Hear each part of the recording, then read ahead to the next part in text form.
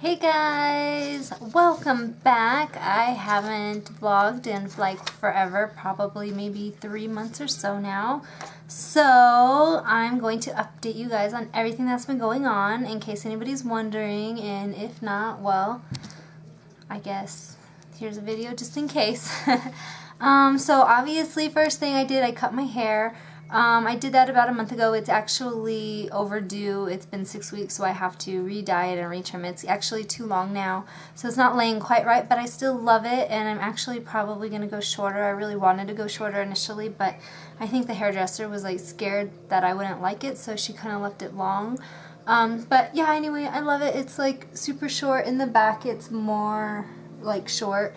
But eventually I do want to go to a pixie now that I have baby. It's awesome. I don't have to spend as much time blow drying it or anything. And I think it looks cute on me. So I will probably keep it short for a while. My husband loves short hair too, so it kind of works out. So that's the first major change. Darren is now 16 months. He's behind me. He is occupied with his favorite show. He still loves Baby Einstein. It's his favorite. And it's not as obnoxious, so I have that on in the background to hopefully keep him distracted while I do this. We'll see how long that lasts. You can kind of see him in the background there. So the main reason why I haven't really updated much or vlogged is because we've had quite a crazy winter and crazy past 3 months. It's been really stressful. We have been trying to decide whether we are moving or not.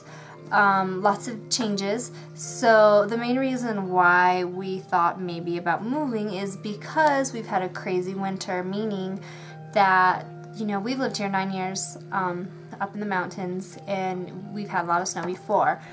But this winter we've had so much more snow.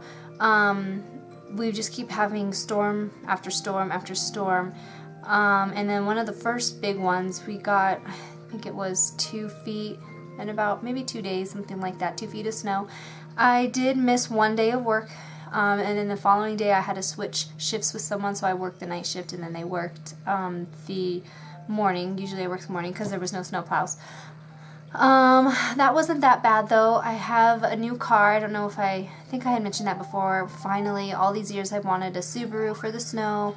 We got it, it's amazing, and I haven't, knock on wood, been stuck in the snow since we had that car. It has saved me many times. If you follow me on Instagram, you've seen all kinds of crazy snow pictures while I'm driving, which is probably kind of dangerous, but with my Subaru I actually have something called X mode, so I put that on when I'm going down the hill, and it kind of drives itself. It doesn't steer, but it just kind of like goes into the snow, and I don't know, it's amazing. It goes into a really low gear. Anyway, so that wasn't really the issue. All of this snow brought on a huge water leak. We came home one day and there was a notice on our door saying that we were leaking like 40 something gallons an hour. I don't remember how much it was now, maybe 40 gallons an hour or 4,000. It was 4 something. All I know is it's a lot of water. We were like, what? We tried to find out the leak on our own. We dug up. My husband had friends come up. They dug and they tried to find the leak. Couldn't find the leak. We hired somebody to come and see if they could find the leak, and they think that they detected it kind of not underneath our house, but like under our driveway. Our driveway is a heated driveway, so, you know, they said that they could potentially go and fix it in the springtime when there's no snow for like $2 to $3 grand just to fix the leak under my heated driveway, which would ruin my heated driveway. So of course we're not going to do that. Heated driveway is way more valuable than that to us. So we were like, okay, the only other option is to put a whole new water system in our house, which we would probably want to do anyway because this house was built in the 60s, so it's all copper water lines and they just need to be replaced anyway. So we're like, okay, yeah, we'll fix the water line. In order to do that, we'll most likely put a new septic system in our house because it's not permitted, and we have to have it permitted to pull a new permit so we can fix the water line. So it's like all these things, very expensive. We're probably gonna have to take out a loan for that. So that was number one. And we're like, okay, haven't been able to have water. We still don't have water, by the way. We turn it on for about 1 hour to 2 hours a day. Hi, baby. And basically just to do the dishes, take shower, and we have water jugs that we keep filled up throughout the house to help flush the toilet if we go number 2. Number 1, we don't flush. To wash our hands, we have these gallons that are by the sink that we wash our hands with. But it's really annoying, so we pretty much keep water off all day. Nothing we can do about it until the snow melts. And usually by now the snow starts to melt and we might have been able to fix it. However, we've had like 3 more storms since then that are big. So after that happened and we accepted it, we dealt with it, we're like, there's worse things, we can do this, we can handle it, we're going to be okay. Well, then the other storm, the second storm came, and it was a lot of snow, so maybe at this point we might have had 4 feet total on the ground or more. And then all of a sudden one day it smelled like propane in one of our rooms, and we thought maybe there was a propane leak in the house. Well, it wasn't in the house. We researched online. It said that the first thing you should do if you smell propane is go outside and turn off the propane. So my husband walked outside to do that, and right when he walked outside, he was like, oh my gosh, it's out here. Maybe it's our neighbors, da-da-da. Well, he walked to our propane tank, and as he got closer, the smell got stronger. So we knew it was that. We turned off the propane, and we're like, wow, now what? Now we have no propane, no water. I called the propane people. It was at nighttime, though. They couldn't come until the following day, so we just kept it shut off. The next day they came up and they looked, and what had happened is we had a huge, literally our line broke in half from the snow that was sitting on it from where I was shoveling off the deck. I never had this problem before. I always shovel off the deck, never had an issue, but there was just so much snow it snapped in half. So they temporarily fixed it by putting a plug in, so it's not like leaking out or anything like that, but we still have to spend money to fix it this summer as well. They cannot fix it during the winter, and of course they charged us like $350 just to do that, for labor and parts and stuff. So then that happened. Then we got another storm. It was another like foot or something of snow overnight. And one day when my husband was putting away dishes, he's like, why is it wet in our cabinets? I'm like, I don't know, why is it wet? And then he's like, wait, listen, and we could hear like drip, drip, drip. There's a leak in our ceiling coming through our cabinets. So all of our dishes were soaked. We had to deal with that. And then we were like, oh my gosh, what else is going to happen? All of these things. And so yeah, there was a leak there. I called our insurance company to see if they would cover any of it. And they apparently only will cover to replace the roof if it has been damaged by like wind or fire, not by snow or ice. So they said that if there was damage with the cabinets or if we needed to aerate for mold, that they would cover that, but that's all that they would cover.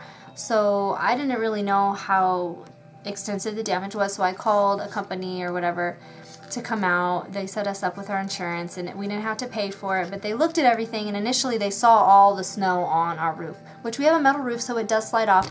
They said that they would charge us $8,000? I don't know. It was a crazy amount. I think it was like $8,000 to clear the snow and ice off of our roof, to fix the leak and aerate it, and to aerate the cabinets, make sure there's no mold and stuff like that. And we were like, oh my gosh, no, let's just wait for the snow to melt, because we have a metal roof. We just need like 2-3 days of sunshine and it'll just melt and fall right off. And they were like, yeah, it's too dangerous for us to fix right now anyway. We're going to have to wait until the snow melts anyway. But then the insurance company called us the very next day saying that it's urgent and that we need to fix it now, according to the company that just told us that we should wait until it melted. So like we were getting all these different stories, like what's right, what's wrong. So finally we just canceled the policy, and we decided, because it stopped leaking once the snow went off the roof, and we don't think there was damage because we bought one of these like little moisture detectors on Amazon. It was like $100, but it's what the people were using when they were checking for the damages to see how big the leak was and stuff. And since it stopped leaking, there hasn't been any moisture. So we think that come summertime, we now have to get a big loan to fix the water line, the propane line, and we are going to fix the roof as well. So we have all these things. We're going to try to take out a loan to fix all of that. We have to fix that even to sell our house. So no matter what, we have to fix these things, whether we're staying or moving. But it got us thinking, wow, we are under a lot of stress. This is crazy. It's really hard living up here. And then we started thinking, if we lived in Vegas, wouldn't that be nice? We would be like 5 minutes by my work. We could like drive right to go get ice cream or anything. We'd be even near a store. Right now it takes us about 25 minutes just to get to the nearest anything. Gas station, groceries, ice cream, hospital, anything like that, which really isn't that bad. We've done it for 9 years. But all of that was sounding really good.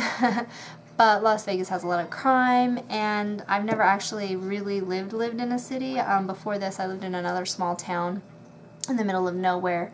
So I'm not used to people, and where we live now, we literally only have 2 people who live on this street, and ourselves.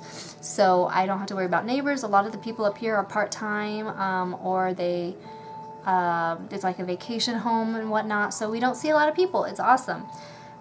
But we decided that we were going to go and look at our options anyway, because we do have equity in this house. We'd be able to get a nice house in Vegas. So we contacted our lovely friends who are realtors, and they showed us some houses in Vegas right by my work. A really, really beautiful area. And we looked at them, and the houses themselves were gorgeous. They were really pretty. They were brand new. They weren't old, and they didn't have all these problems, which was sounding awesome.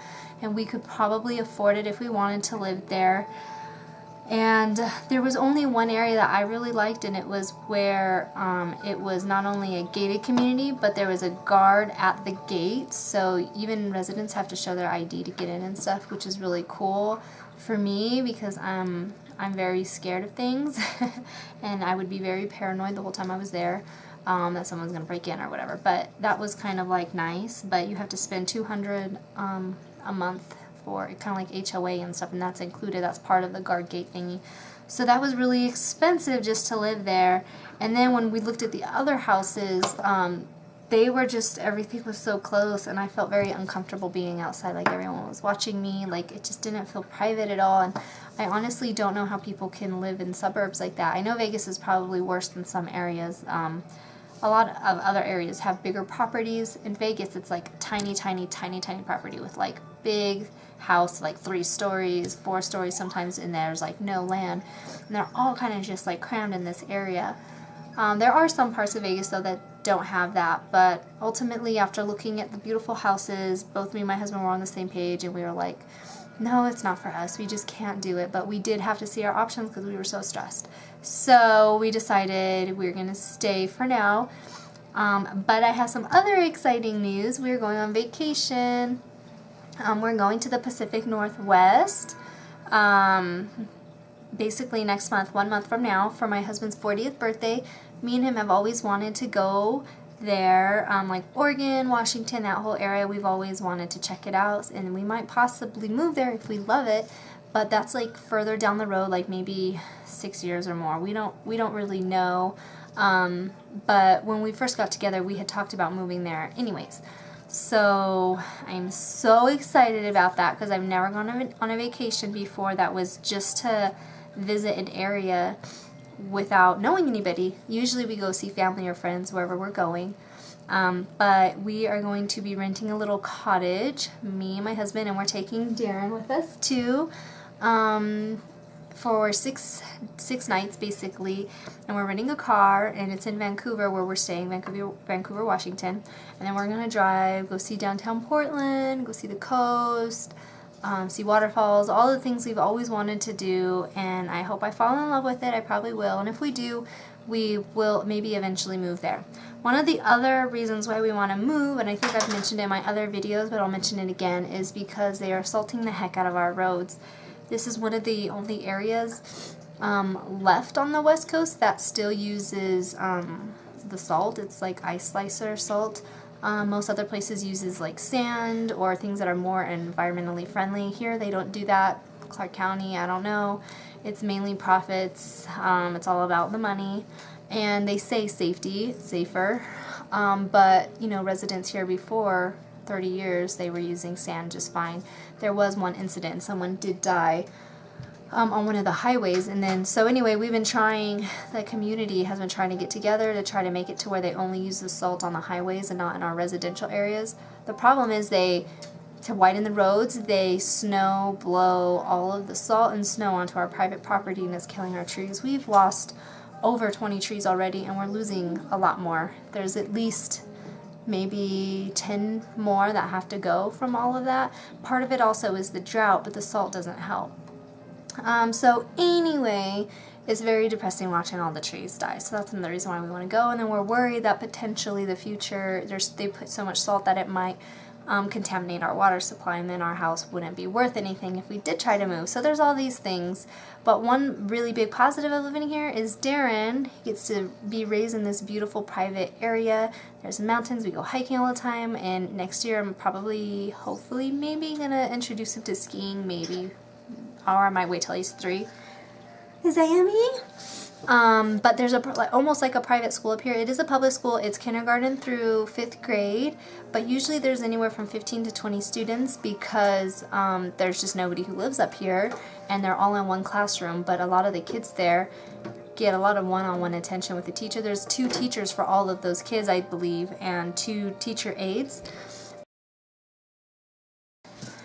Sorry about that. My memory card got full. So as I was saying, there's like a school up here, Mount Charleston, that's like a private school because there's like 2 teachers to 15 to 20 kids, and they end up being like 1 to 2 grades ahead because of all that private attention. So yeah, that's another positive. So we definitely decided for now we're just going to stay here. If we do love the Pacific Northwest, we will plan on moving later, maybe while he's in elementary or afterwards. What are you doing? So, another thing that happened during all that craziness is we've been sick, which is crazy because I'm not used to being sick, but now that I have a baby, I'm sick all the time, it seems. This last time that we were sick, though, it lasted forever. I'm still a little congested. It was like 16 days.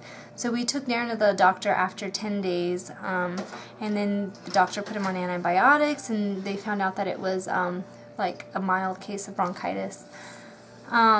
So he was having trouble eating and sleeping because of all the congestion and stuff like that, but he's doing much better the past 2 days. He's getting his appetite back now, finally. He's acting normal, and he just has a little bit of congestion too, like me. But it was really hard. I kept wanting to update and tell you guys what was going on and all these exciting changes, and all of this stuff kept happening. We think part of the reason we keep getting sick, not only because of all the stress of what's been going on, but we haven't been able to wash our hands as much as we usually do. That might be part of it. And I've been taking Darren to the park and stuff, and it seems like every time I take him to the park he gets sick, but I don't want to keep him, you know, all cooped up in the house all the time when it's snowing. And that's what's nice about living here is even though we've had like 5 feet of snow, I can still take him to Vegas to the parks, and it's like sunshine and beautiful, and yeah, you don't get that in a lot of places, so it's another perk of being here. So I think that is pretty much it for the updates. I'm so excited for vacation, and Darren is just amazing, huh? Yay! That's what he does when he's all done. All done? Are you all done? Let me see. You want to say hi? He can say like hi and bye, and he stopped saying dada and mama. He used to say it a lot. Now he usually just says bye. He can say yes. But he doesn't really talk that much. He just babbles a lot, and he is like all done a lot. We show him like more and eat all the time, but he doesn't really use it. He understands it, but he doesn't use it. And you can see behind me the craziness that we have going on back there because he keeps trying to climb back there, and we've had to like barricade it. So there's like, it's like barricaded over there. It's like trying to baby proof my house. He's crazy. He climbs on everything. He cut open his eye because he fell in the shower a few months ago, like maybe 2 months ago. Oh, it was awful. There was blood everywhere. We ended up not having to take him to the doctor, but now he has like a huge little scar right on his eyelid. You can't really see it, but it's there, and it makes me sad, but I'm sure there's many more to come being a boy. And Now that we're feeling better, though, I do plan on doing like another update on Darren instead of just like what we've been doing generally. So hopefully stay tuned for that, and I will upload all of that for you guys. But it was so nice being able to talk to you guys again and update you guys, and I have only been keeping up a tiny bit with some videos here and there. But I have discovered that I can just watch them on my phone now. Before I would always like have a routine of watching them on my computer, and now I just look on my phone, which is easier having the baby, because if I go on the computer he starts clicking and trying to play, so I can't, the computer just doesn't work anymore. But I have discovered I can watch you guys on my phone, so I have been doing some of them, but a lot of them I have not. I used to watch like all of them on my feed all the time, so I do miss that. But it has been getting easier now that he's getting older. As you can see, he's pretty content when the TV's on. But thank you guys for watching, and I will try my best to try to keep you guys more up to date. And when we go on vacation, I am going to video some stuff and hopefully post some stuff for you guys to see as well. Bye!